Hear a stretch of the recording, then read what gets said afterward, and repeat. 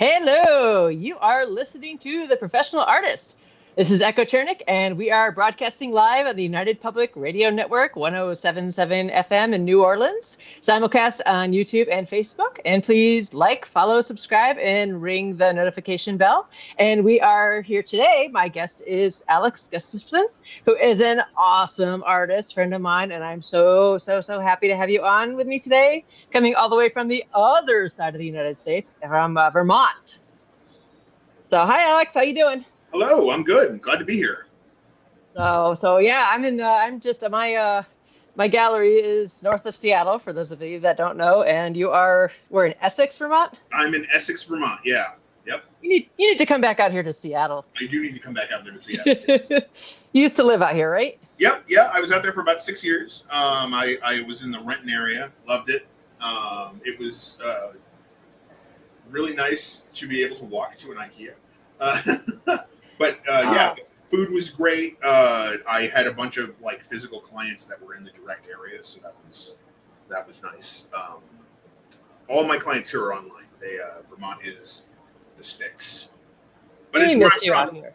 But it's where I'm from. So my childhood friends are here. We still get together every Tuesday to play Dungeons and Dragons. So that's pretty excellent.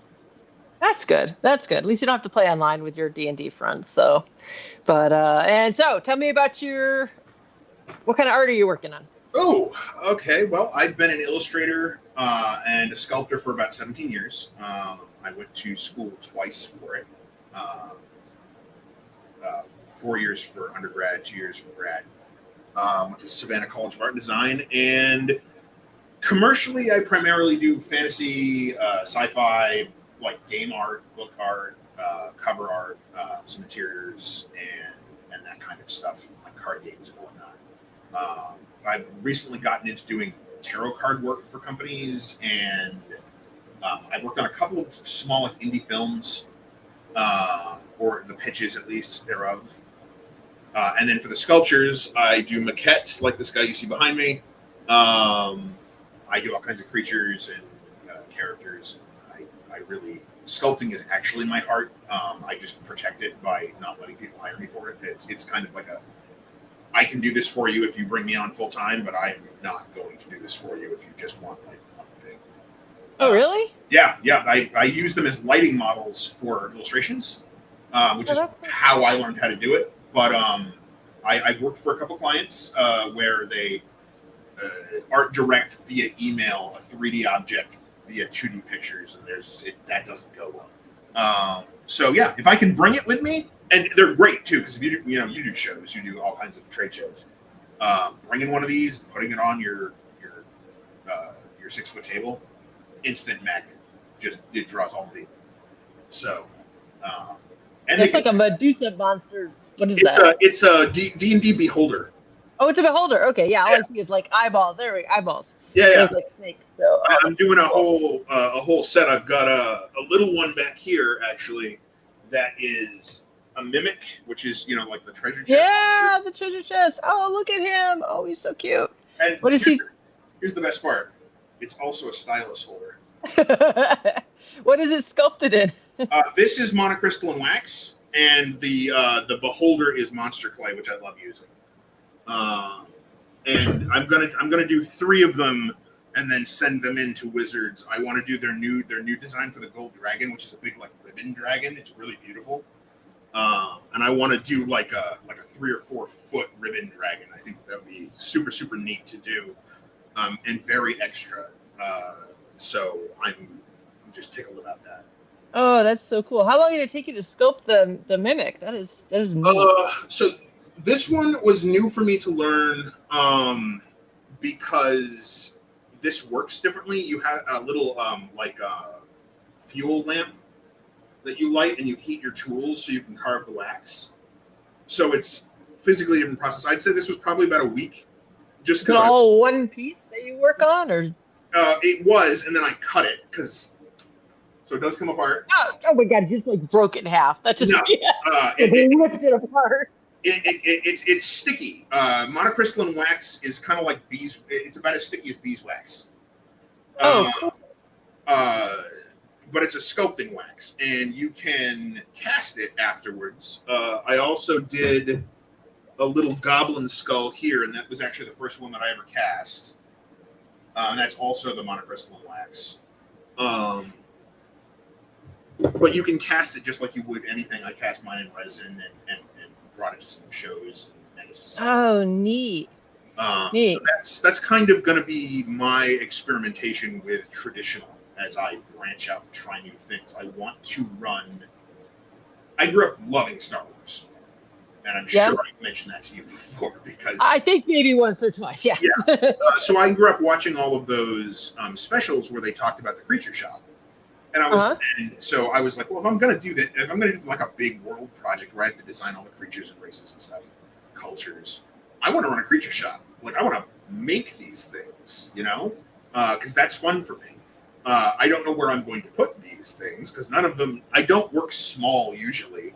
And the second you start casting them, you just have these big silicon molds that are just, you have to put them somewhere. You run out of space in an apartment real fast.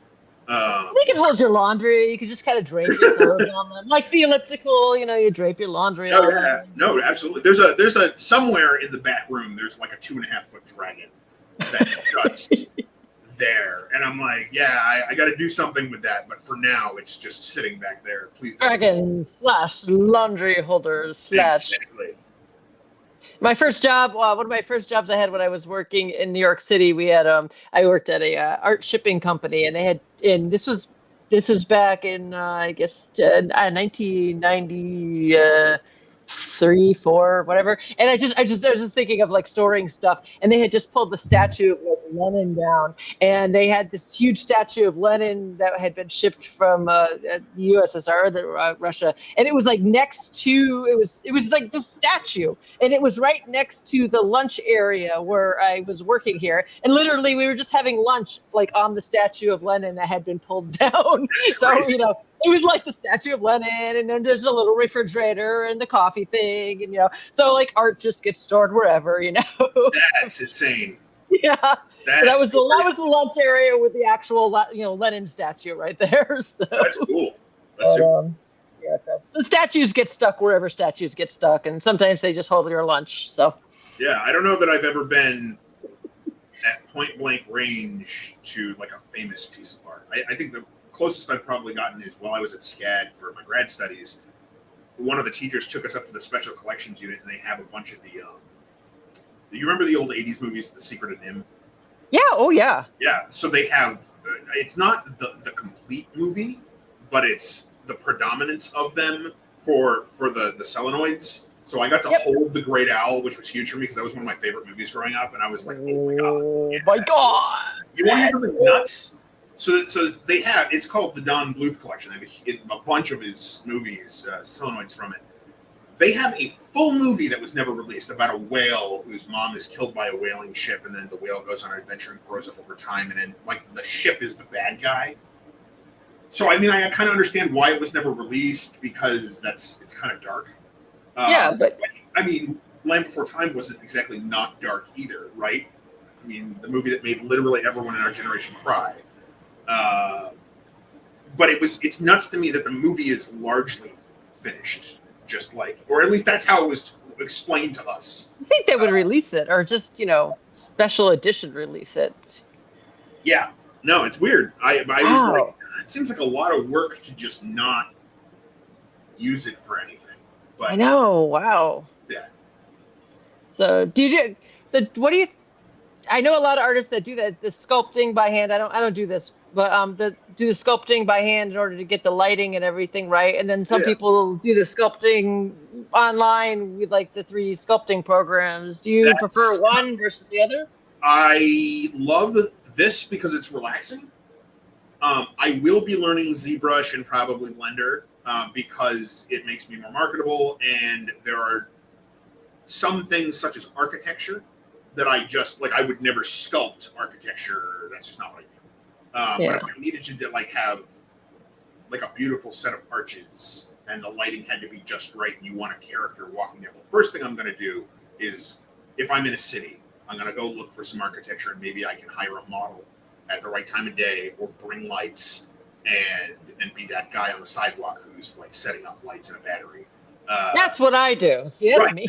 That's what I would like to do. I learned from the Greg Hildebrandts of the world, like, you know, growing up with their books and how they shot, like, reference with, like, I call them pillowcase wizards. You know, it's a wizard with a floppy hat, but that they don't have a floppy hat, so it's a pillowcase. It's a pillowcase. I'm constantly duct taping people to walls and you know, putting pillowcases on or whatever.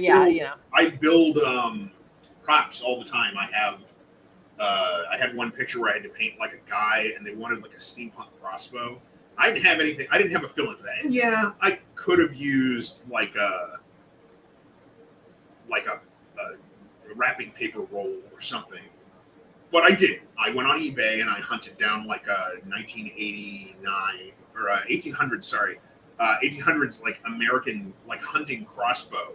It didn't function anymore, so I got it super cheap. And then I like ripped the bracing bar off and put like, I don't know, filigree on the sides of it, and like that was my prop. I still have it. Good for you. I've made like sci-fi bracers out of just PVC plastic that you heat and bend around an arm, and then like sew some leather on the inside so it doesn't hurt when you wear it, and that gives you that like the right light on the right material.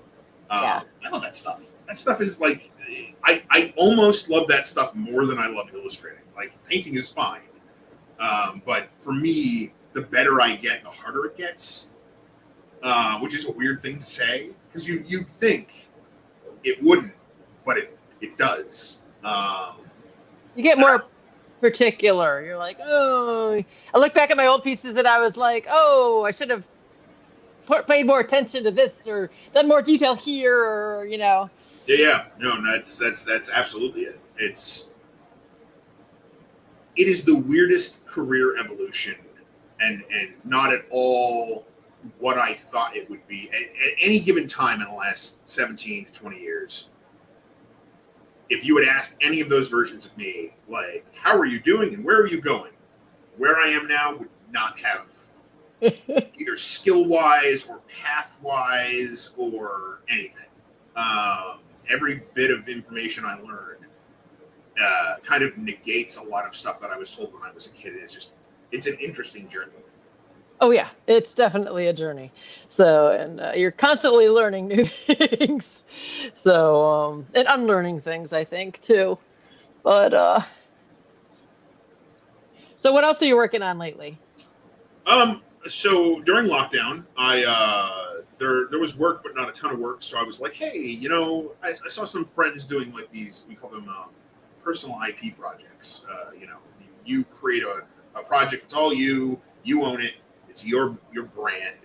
And I started kind of deep diving on those and learning all about how to write characters. And I started writing one, which is called Soul Haven, which is like a world building project. So I design everything.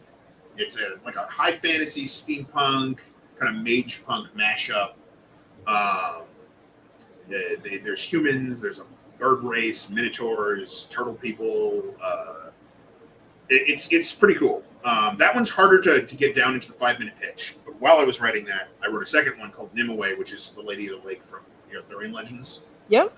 And that one's really easy. That one, like if you're picturing an opening cinematic from a video game or a movie, you have a wounded knight on a horse, not Arthur. Arthur's already been stabbed by Mordred in the last battle.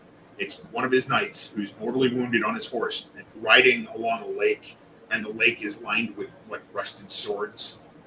And he falls off the horse, gets back up, pulls out Excalibur and hurls it into the lake. You see the hand come up and grab the sword and pull it down. He hits the ground as the camera pans down. Credits roll. 3,000 years later, the Lady of the Lake wakes back up, walks out of her lake, walks up to the tree line, and you see a ripple like an old TV screen. Uh-huh. And as she touches it and moves through it, she emerges into like a far-flung sci-fi future. Ooh. And because she's Fae, her form reacts violently with the environments that she moves through. So light and dark. It's not just her costume that's changing; she is changing, and it's I don't know how that would work programming wise, but it would require hundreds, if not thousands, of costume variants based on light and shadow and environment, and how much neon is near her. And she wields Excalibur, and your point in this would be finding the newly born Arthur and getting him to Merlin for training. Like that's the game, right? Or that's cool. Yeah, it's really super neat. And that was like one Thursday. I was working on Soul Haven and I was writing, and somebody said something, and like the whole thing I started writing and I couldn't stop for like 3 days, and I was like, wow, there's my second elevator pitch. And that's happened a couple of times in the last year or two to me. It was a new Aliens movie that dropped yesterday, and somebody was talking about really wanting there to be like good Aliens versus Predator film, and we talked for like 20 minutes, and I came home and sat down, and like an entire idea for a script just spilled out, and I was like, oh no, that's a third one. We're gonna have to get to one of these at some point, or I'm gonna end up that artist who has 500 like really good ideas, but I haven't actually executed it. So it's better than not being able to come up with good ideas, I guess. I know everyone gets artist block from time to time. My artist block is not everyone else's. I never stop having ideas, but I will, if I get like overly stressed, like way overly stressed and just totally blocked up creatively, I will lose the ability to draw entirely. Like I never took a drawing class in my life. I have friends who are like, that is the weirdest thing. Really? Are your drawings just that bad? They just what? It defaults kind of back to where my drawings were when I was like 17. Wow. It's super weird. It's super, super weird. But I have run into a couple other people who deal with that, where it's like, it's not an idea block. It's I should probably rest and get some work-life balance going. But I love, for me, the passion is storytelling. It's like, I love arts, and that's great. That's like a vehicle for the stories. But I try to put as much storytelling into each painting as I can. So this just seems like, in the chaotic, ever-shifting world that is illustration right now, doing your own thing seems like a pretty safe bet. Like if I'm hiring me, if I'm working on these big sweeping things, then I can do whatever I want. I can do sculptures, I can do illustrations. If I want to learn some animation, I can do that. I can hire cosplayers to like dress as characters at conventions and help me man my booth. I kind of want to, like, once it really gets going and I'm able to sink like a year and a half into it, I want to be able to like run my show booth like it's oddities shot from the world. Cool. Yeah, like like I'm busking almost, and like you're coming there to buy. Like the goblin skull is, the goblins in the world are called the Fen, and they're like gremlins kind of. They don't like technology, and like you can get one of those, and if you take it home with you and you display it somewhere in your house prominently, the in-world mythos is that it'll keep the goblins away from your stuff. So you're definitely going to want to buy one, because if you have technology at home, those goblins are just coming. Yeah, I think I got some of those. Yeah. But yeah, it's a sandbox for me to play in, basically. That's what I'm working on personally, and then I have the freelance side of things where I'm doing book covers, tarot cards, some RPG stuff. What's pretty cool nowadays, though, is that you can, with the shows and with the internet and everything, is that you can do your own stuff, and the public is out there, then they're excited about what artists are doing, and they're open to, supporting artists, and you can get a booth and set it up the way you want it to and present it to the public.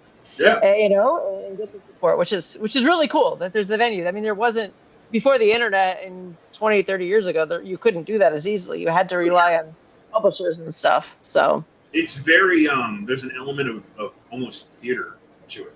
Like you're not there at that booth to really be you.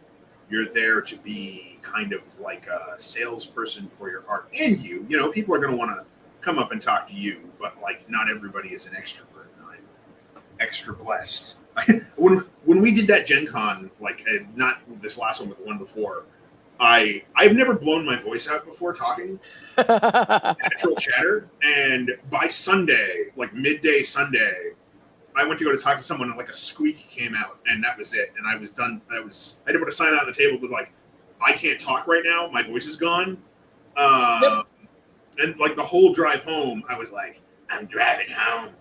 That to sound like a 70-year-old, 9-pack a day smoker. Like it was, that was a new experience for me. I was like, apparently you can talk too much. You literally can't. For some reason, that usually this happens at Dragon Con, sometimes at Gen Con, but something about the halls at Dragon Con, I lose hearing in one or both of my ears. It's like one of my ears will suddenly go out.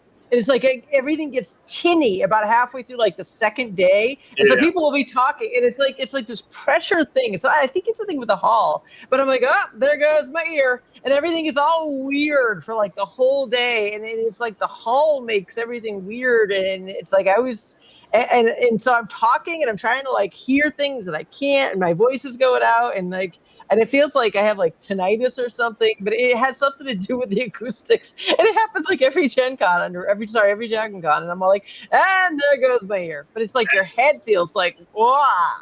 So I usually don't have those problems. And I did for like the first time.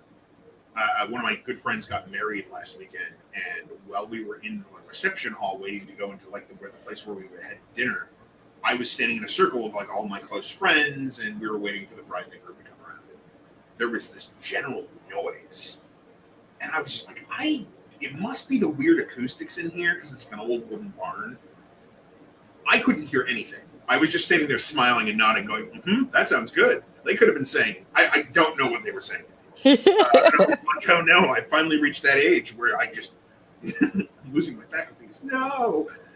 I don't know what you're saying, kids. Okay. Not a smile. Yeah, but I'm looking forward to hopefully starting to do more traveling for work. I would really like to be able to. I've been bitten by the wanderlust bug a little bit, like I love these stories of these people who are going to all these shows and being flown to other countries to, work on a project and all this stuff. And I'm like, that sounds awesome. How do we make that happen? Because that was school sets you up for freelance, right? They're like, you're going to go out and here's how you contact art directors. And here's how you walk up awkwardly and talk to models that you might want to paint and all that stuff. But they don't really set you up for like how to be a freelancer and get picked up by a huge company that's going to be like, yes, in 2024, we're going to fly you to France. Instead of hiring a French illustrator, which you easily could do because there's some fantastic ones, we're going to fly you to France to work with us for 3 days. And one of my friends just did that. I was like, man, I fit in an overhead compartment. Can I come? I know. I haven't been flown to France. I got flown to Puerto Rico. That was pretty cool. That's cool. Got to stay at a really cool resort, and it was just amazing. Yeah, but, I definitely want to. I want to see more of the world and let that affect my creativity. Even other areas of the U.S. just come out and work for like a week. Well, that's why we bought an RV when the kids were little and we started doing the shows. We're just like, all right, well, let's do this. And so we bought an RV and I planned the show schedule, and that's what we did. We drove around the country during the summer with the kids and we did shows, and we did the whole country for that's like, awesome. We just, it was fun and it was interesting. And there was one summer we lost, I swear, like 11 tires during the summer. We just kept having flat tires. I mean, it was quite adventuresome sometimes. I have a, picture of me at the side of the road and they're changing the tire and I'm holding this umbrella with like, rainbow colors on it. And it was at times quite adventurous, but it was definitely got to travel and see lots of things. And that was cool because, I don't want to end up old and not ever having traveled. So sure. I was really one of the few careers you could actually do things like that is facilitate your own history. I mean, own. I think travel and experiencing other cultures and learning as much as you can we are blessed, especially as artists and illustrators specifically, commercial, anyone who's working in that commercial, you don't know what that next client is going to need you to do. You're going to have to do a deep dive on the history of volcanic slugs, or you're going to have to do a deep dive on like a specific type of ape, or you're going to need to know the anatomy of like how is a dog put together, but now it needs to be an alien dog, but it still has to read as like something people recognize, and different locations, different types of architecture. It's constantly changing what you have to learn. When I left Seattle, it wasn't a goal of mine, but like my parents haven't traveled a lot. They've gone up and down the East Coast extensively, but Dad had never been to the West Coast. So I called him and I was like, why don't I pay for a ticket? You can fly out here and you can drive back with me to the East Coast. And he's like, that sounds great. So I took him all over Washington, took him out to the forests, and he got to see all this stuff. And then we spent 5 days driving across the country, which he loved. It was my second time driving across the country, so it was my second time of what I call 4 days of corn. Oh yeah. And I was like, he's like, this is the best, and I was like, yeah. Once you've done 4 days of corn, it's really not the best the second time. But you get to Kansas. Kansas just doesn't end. Montana for me, like we went all the way across Montana, and it was just like, oh man. I think we drove in Montana one time where I swear there was like no turnoffs. We just drove on this one road, and I'm like, how is there no turnoffs on this one road? It's all or the area that I was going through in Montana was all just the big commercial farms, and it was at like 10 at night when I arrived at the beginning of that, and it was like hundreds of miles of just nothing, no cars in the other direction. Really hope I don't break down in the utter pitch darkness, because that is when like the Bigfoot will come out of the corn. And there's no turnoffs, and there's no cars, and there's nothing. And I remember there was one point, there was this little house that was like in a cage. And I was like, why is this house in a cage? This is really freaking me out. Yeah, right. I mean, that was like what I saw was this house in a cage. And I was like, all right, we're just going to keep going, because I don't know why that house is in a cage, but we're not stopping. I was like, all we could see driving through that were the big like automated tillers. And like several times Dad was like, I don't think there's people operating those. I think they're being controlled remotely. It would be super inconvenient if your car were to break down. I'm like, will you stop saying that? Yeah, no.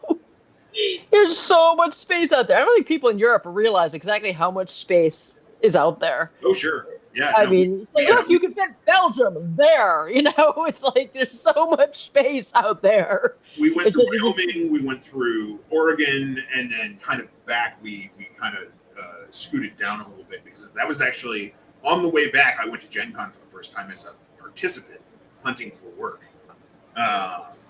And Dad had to just hang out. He was like, sorry, Dad, I don't have a ticket for you. You can't come into Gen Con. Oh, he's not nerdy at all. He didn't care. Oh, you could have converted him. There was a really cute bit that I think I will remember always. So Dad growing up was very into like Red Sox. He's from Boston. Yeah. He's a huge sports ball guy. And I played sports growing up, but baseball was never my thing. And so going back across the country, I was in the midst of listening to Critical Role, which is a D&D podcast. I know a Critical Role. And he was in the car, so he was listening, and he got really invested because it kind of showed him that like the stats for all the creatures and stuff were the exact kind of same idea as like player stats for sports. So he got like really invested in Grog the Barbarian, and it was like later on he came in and visited me at my apartment, and I happened to have an episode playing, and he was like, "How's Grog doing?" And I was just like, I will remember that for the rest of my life, because he's always been like, he always hung out with me, but we didn't have the same overlapping interests growing up. Like he would take me to events and sports and stuff and all that stuff, but we would never go and like get a beer or something. It's just not our thing. And so there was this really wholesome moment driving across the country where we were just taking everything in, seeing all the sights, and listening to a super dorky D&D podcast together, which was kind of great. Yeah. You gonna go to Gen Con soon again? You need to go. I'm hoping to get in this next year. I have had extremely good luck about getting in. Getting in's never been a problem. Same thing with C2E2, Seattle Comic Con. I guess that's ECCC. Yeah. I get accepted to all of them every year. It's literally just having enough work to afford going because every one of them is like $3,000 to attend. And the West Coast ones are extra caliente in terms of like coming over from Vermont. Because really far. You're not driving. Like you have to fly that, and then you have to figure out how to get all of your show stuff from Vermont to Seattle. But I would love to do that one. The only one I've never been horribly drawn to is San Diego. I've never really had a. Yeah, it'd be super cool if I like went and did it and like got to meet like Guillermo del Toro or another director, and they were like, "You're perfect. Come work on our movie." But I will definitely be doing Gen Con again. I'm probably going to try to do a couple of Boston ones. I'd love to do New York City Comic Con, Dragon Con in Atlanta.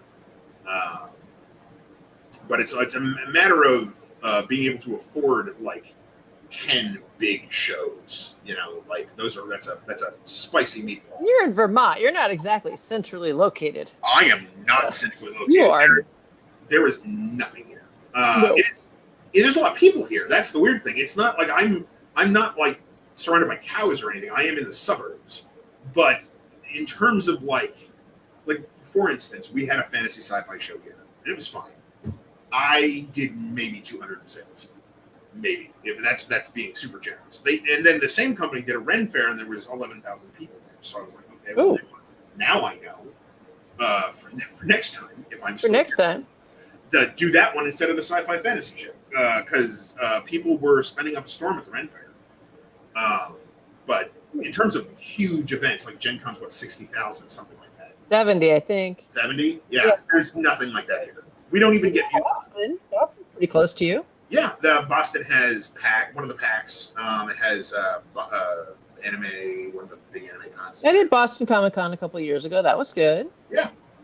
And what else do you have near you? Providence has a couple of big ones. Connecticut has a big one. New York has a ton. New York has a ton. New York actually has a couple of stealth ones too that people don't talk about, like BookCon, which is awesome. I did that for writers and illustrators. Why does it? Yeah, there's your writers and illustrators of the future. You were 2019. 2019. Yes. But they were like, the closest thing, the only thing we're doing near you is New York. Can you get to New York? And I said, sure. And it was at the Javits Center, and it was cool because there weren't any other than the other people who were there for writers and illustrators. There weren't any other illustrators there. So cool. But like, it was a con for people who like books, but also, and more importantly, people who work at the publishing company. So all 5 of the big publishing companies were there, and then National Geographic and all these. So I was like walking up to art directors and being like, "Hey, I'm a working illustrator.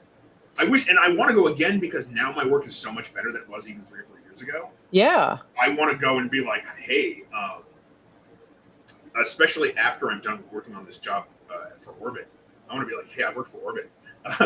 Let's get some more book covers going. Let's do this. Yeah. Definitely. But it was.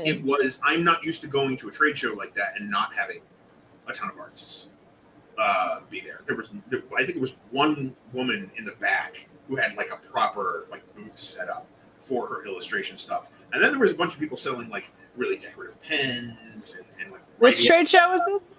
BookCon.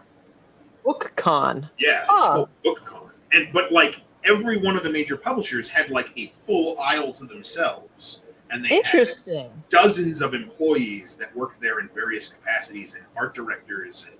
And I was like, kid, the candy store for an illustrator. I'm like, I don't remember what company it was, but there was one publishing company that I got like 9 cards from different people. Oh, weird. I didn't end up getting any jobs out of it, but I was still like, man, I had so many contacts at this company. Everybody's getting it now. Cool. Yeah, it was just a very neat experience. Plus, you're in New York, so I went and got good food. And, yeah, of course. Every chance you can get to go to New York. New York's awesome. Yeah. We used to go a lot for undergrad was at UMass Dartmouth, and New York was our class trip destination. You know, we'll go to the MoMA, and we'll go to the other one the Guggenheim, and all that stuff. It was like the Met. I was always a Met person. I'd go to the Met a lot. So. Yeah, The Met is nice. The Met is nice, but I find that they don't change up their stuff nearly enough. So once you've been like 4 or 5 times, it's always cool. Like they have a full Egyptian temple.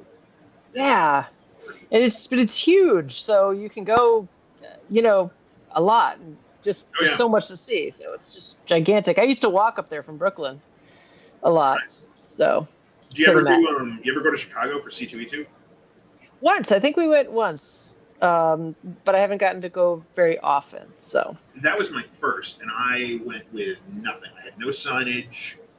I had like me and like 9 prints that were laid flat on a table and like a nice drop cloth because I'm not a heathen.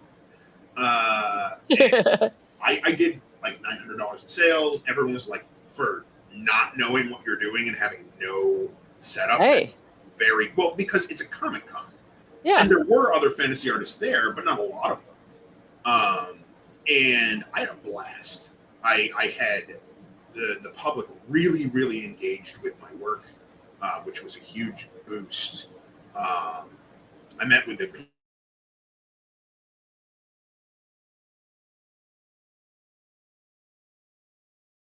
Oh, we lost you there for a second. You're frozen. We lost Alex for a second, and let's see. And we're back. Come back. Hey. And we're back. There we are. Okay. Sorry about that. Yeah, the internet sometimes gets grumpy over here. That's okay. I was just gonna keep talking as you for a minute. But yeah, it's the best memory of that show was actually the Monday after the show. I was leaving later that day, but I had to kill like 6 or 7 hours before I went to the airport, so I went to the Field Museum. Okay. And I really wanted to see the dinosaur skeletons because I'm huge. Oh yeah. I went at 9 a.m. when they opened on a Monday, and it was me and like 6 moms with a bunch of kids, like little kids, and they all went to a bug exhibit. I had the whole bone hole to myself for like an hour. Oh, that must be awesome. And I quickly went through everything, and I'm like, I've seen dinosaur skeletons before, and I got to sue the big T-Rex in the back. And I stood there staring at this monster. And now that museum has the only Spinosaurus skeleton on this side of the planet. So really? Yep. It's a skeleton. It's a facsimile because we've never found a complete Spino, but that's my favorite dinosaur. And I'm like, well, I guess I have to go to do C2E2 again. I guess you're gonna have to because you're gonna have to go check it out. I know. So. But I really liked that show. That show impressed me a lot. I'm gonna have to go back to it. It just hadn't fit the schedule the last few years. So Yeah. I love seeing the dinosaur exhibits. Though whenever we would go with the kids, I'd always manage to go and go to the museums of natural history and stuff. I like the Archaeopteryxes when they're like pressed into the stones and they're all like, "Wah!" Oh man, that guy got mushed. I know. That's cool. They have a couple of statues there too that are just life size, and one of them is one of the big flyers, and it's like 20 feet tall. Oh, cool! That's cool, man. See, that's why you need to go travel as an artist. When you put good stuff in, you gotta go and get influenced by stuff. I don't know about you, but when you go and see stuff, you come back all charged up and ready to make art based on whatever you see. I'm allowed near people who do what we do, like the Arch fam. When I'm around others, my batteries just spin up instantly, and I'm like, well, this is what I needed. I need to be fed and walked regularly, and that's the specific brand that I because like I said, I'm very extroverted, and I'll need rest at the end of that, but I can run for about a solid week. Yep. Yeah, my daughter Kat is just starting. She's 19. She's just starting to do the shows with us now with her own art, and so I want to kind of go into starting to do some shows in Europe with her, just because so that we can start seeing some things over there. Because I want to see it, and I think it'd be good for her too, and it gives me a chance to go over and get some influence over there. I've never been over to Europe too much, and I don't know, just be really cool to see some of the places. Never been to the Louvre or anything, and it'd be nice to see. That would be cool. Have you ever been over there? I haven't. I've unfortunately I've been to Canada, I've been to Mexico, and I've been to the U.S. I really want to go. like the list is like in no particular order. Hawaii, just because it's gorgeous. Hawaii, yeah. I would really like to go to Prague for the Been to architecture. Prague. I guess, yeah, I've been to Prague. I'd really like to go to Prague for the architecture, and I'm obsessed with open air markets. I love the idea of like finding an old lamp or sword or something at an open air, like, it's so old, you must buy this. And like, oh, it's a cursed sword, cool. Like, not going to happen, but like I love the idea, and I love doing paintings of that kind of an environment in a world. Like a very lived in, people buying various whatever. I don't know why I like it, but it's cool. Mm-hmm. That's what the Orientalist art movement was about. They went and traveled to the whole Middle Eastern area, and then did lots and lots and lots of drawings, and came back, and that's where that whole genre of paintings came about. I mean, that's actually one of my favorite styles of painting too, because they're huge and they're super realistic, and it's always like a palace guard leaning against some ridiculously gorgeous stonework. Greek and Rome, because I took Latin for 4 years. Me too. Huge into classics. I want to go to Crete and go minotaur hunting. I want to just lay on the beach and watch the Mediterranean, eat food until I have to roll me out of the country. And then, there's the usuals. France, England. I really want to go to the Louvre. It'd be cool to go to Pompeii. That'd be neat. Japan is huge. Yeah, Pompeii would be super cool. I really want to go to Japan. And that's for the culture and the food. And then, like, it would if I had just unlimited money, I'd also go to like Thailand and like just eat street food for a week and probably make myself violently ill. But yeah, I love travel and adventure and exploring. And the one thing I've never really been done, and what I would like to do, is be able to bring supplies and actually work on site. Not like go take pictures, that too, but not just go take pictures and bring them back to my studio, but actually work on site somehow. Sculpture, plein air painting is fine, but it's never really been my thing. But I would like to do that. That would be fun. And, I know artists in all of these places, right? Like I talk to hundreds of people all over the world. It would be cool to come visit some of these amazing, amazing humans and be like, hey, you want to get lunch or hang out? And like, where's the really good stuff that nobody knows about? Yeah, see, you should document that on a Patreon or online or something. Oh yeah. And then fund it that way. If I can get my Patreon up, and I would love to start like an art travel blog, or not a blog, but like a video art travel Patreon, so that you can go and travel and do that. Pay me to travel the world. My God, I would love that. That might actually be my ideal job. Yeah. Pay me to go do cool stuff, and I will bring you back art and mystical treasures from the lost world.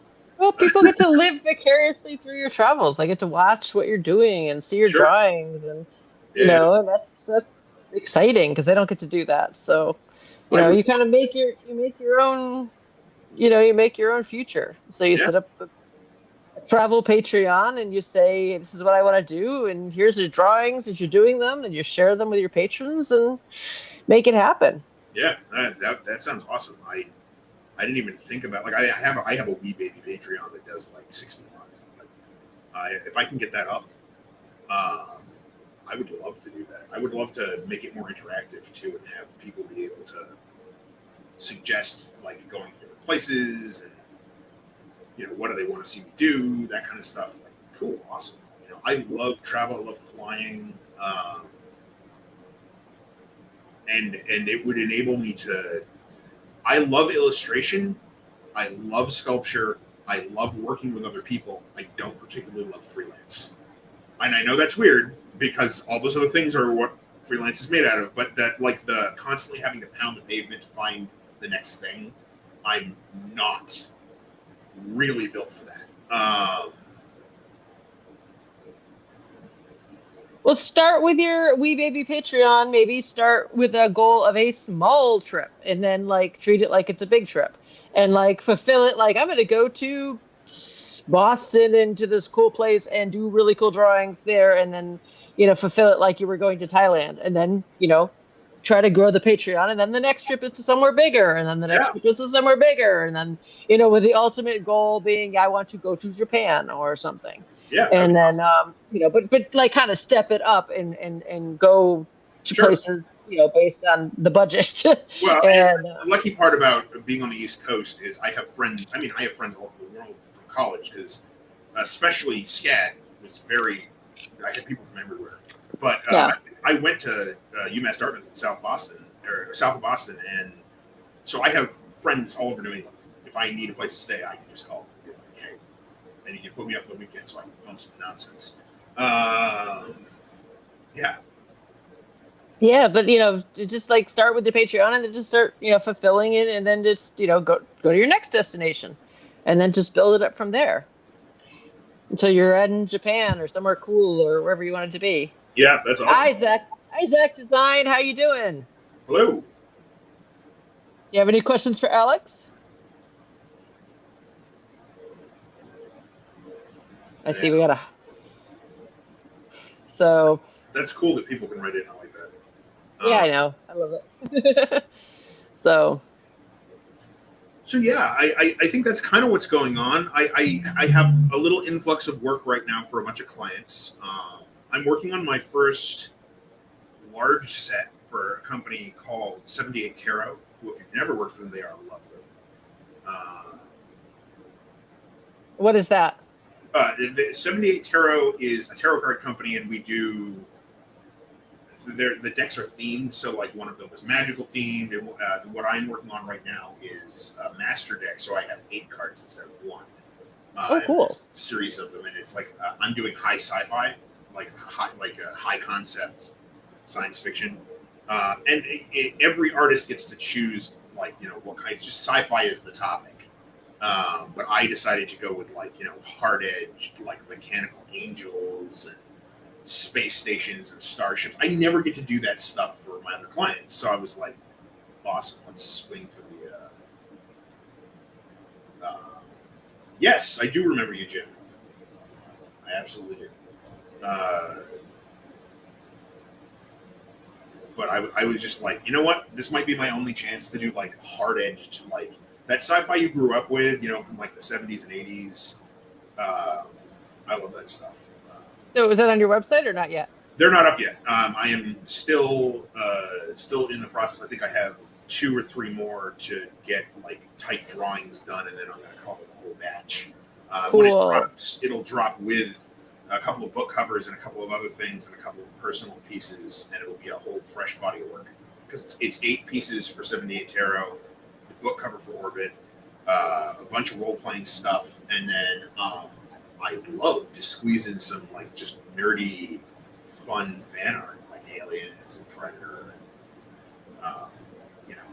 I grew up. That's the whole reason I exist in this position. Is I grew up with that stuff. Somebody went to a book sale when I was 6 and bought me a bunch of Dragonlance, Dragonlance books, and they were like, "Here, Alex, you will like this," and I was like, "Oh my god."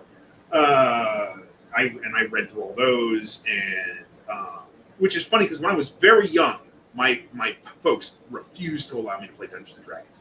Reading the books was fine, and role playing the West End game Star Wars game was fine, but D&D was totally off limits because. Why was that?